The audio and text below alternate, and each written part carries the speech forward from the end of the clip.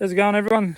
Zeke from Holistic Harvest. We're just come down to the gully today to have a look at where we can have a potential dam sites, but for now we don't have the funding for that, so we're just going to try and put in some leaky weirs just to slow down a bit of the water and back some of it up, spread it across the land is the idea. We're just going for a quick look to have a look at the sites and see where's good.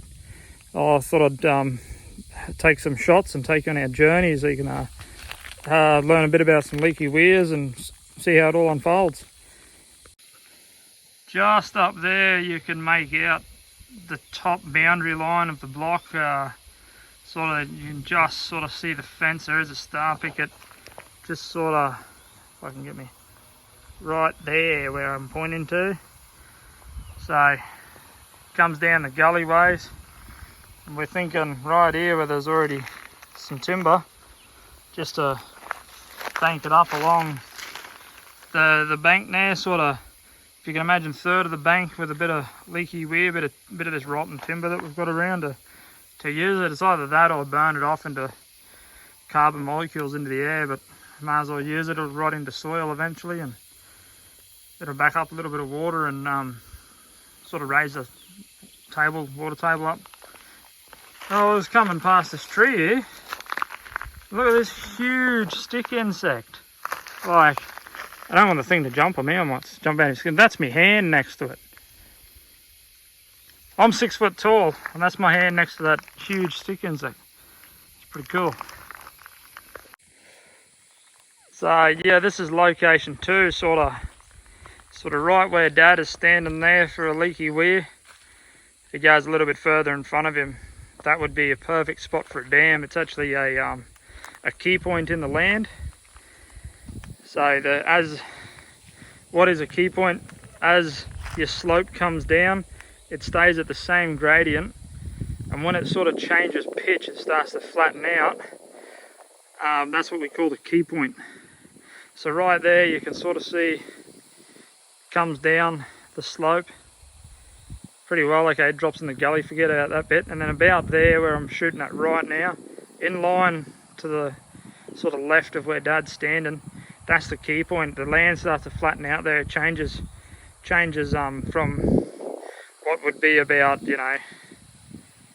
10 degrees ish down into like sort of 6 degrees, 5 degrees, which is the key point. And if you go over here, you can see this is a really flat part on the other side of the gully. Further off into the foreground, you can see it starts to fall, but that'll form another part of a gully water line that'll have another key point. So there you go, where Dad is, perfect location for a dam, and it'll catch all the runoff from up here when we do build it. For now we got heaps of timber. We'll make another leaky weir there possibly. So there's two sections there. I just thought I'd show you what a key point is just briefly. If you want to know any more about key points or anything like that, yeah, chuck a comment in the section below and I can do a actual video on key points. Now we were just discussing, so I'm standing at the key point I was just explaining before. We were just discussing about where a leaky weir should go. So we're looking at this little section in here, and sort of like if you dug that mound out and threw a dam wall right sort of there across from that land spit that comes out just from the right, that'd be like a 1 megalitre dam, which is pretty big. Well, it is for us anyway, in our size farm, our context. And so we were thinking about putting a leaky weir just sort of there where you'd put the wall. Like I said before, we were sort of thinking there. But as you can see, the amount of water that rushes down there, will have a leaky weir further up where that silo looking thing is. And just the velocity of water that runs down here, so that'll slow that down into a slower velocity of water, because it's really hammers through here when it rains. Like, look at that bare rock that it's even, to turn up rock like that, it's taken all the silt with it, and the silt's down there, so that's quite a volume of water. We want to try and slow that down and spread it out. So we'll slow it down from up there where the silo is, and then it'll trickle down, and we'll slow it down here where this dam location is, where this key point is, and that there will sort of raise the water level in this drier section of up the hill here. Will be quite good. You can tell it's a drier section because we've got things like ironbarks in here. That tree there, behind that ghost gum is an ironbark. The further up away from water you get, the more hardwoods you get. So that's how you can tell sort of the water tables. It's obviously tapped in the water table. It's a nice looking sort of 15-20 year old tree, but that's sort of a good indicator of where your water table is. You'll only get blue gums and things like that down on where there's lots of water, blue gums, red gums, river red gums, that sort of stuff. But yeah, up here where there's not much of a water table, it's a lot further away. You get it stayed in a lot of them denser timbers.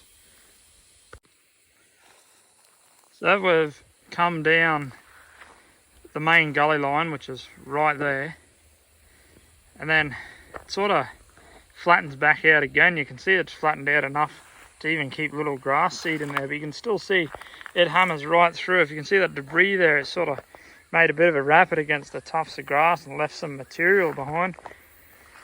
And we've come into the sort of a secondary gully here that, I mean, it's already washed that sticks down there from sort of up there.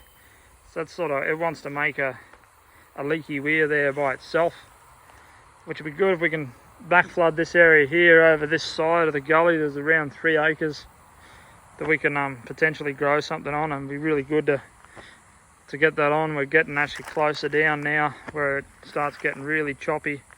We don't really know, it's not easy to tell where your gullies go. You got this one and that one, and then there's the land flattens off so much that it just sort of spreads out across a level sill sort of spillway if you're making a spillway. I'll get a bit further down so we can find some other locations for a dam / leaky weir. So we're almost at the bottom of the gullyway system now. You can see in that last flood we had earlier this year, we had 900 mil of rain. It's actually pushed all that timber from sort of up there into some of these sort of larger holes we got. What we're just actually thinking is to fill these holes in with timber that we've got around and just sort of cap them. It'll cap off and grow grass there. This is the lowest point in this paddock. There's the lowest point dam, and it just overflows right over there near them blue drums. And potentially you could, right where I'm sort of standing, you could dig this back out and have a bit bigger dam down here. There you go, guys. That's a quick look in a little bit of watercourse management, a little bit of conservation to spread the water out and not lose erosion of soil. I mean, all that soil probably ended up in that little dam there at the bottom here, so probably not a silly idea to, well, you had the digger here to dig out this a little bit bigger and de-silt that. But it keeps raining, you've got to have that empty, which is sort of a catch-22. You still need water.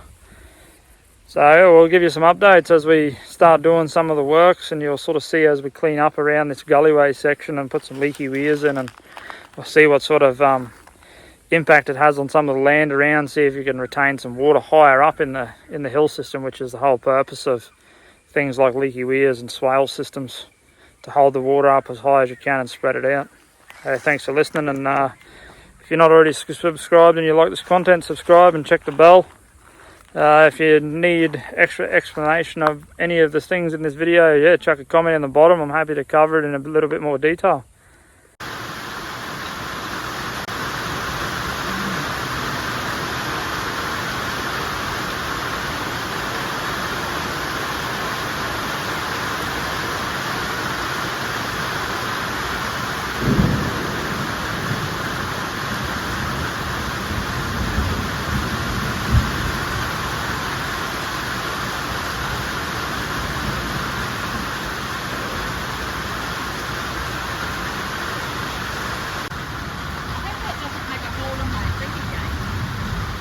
You should have done your overflows better.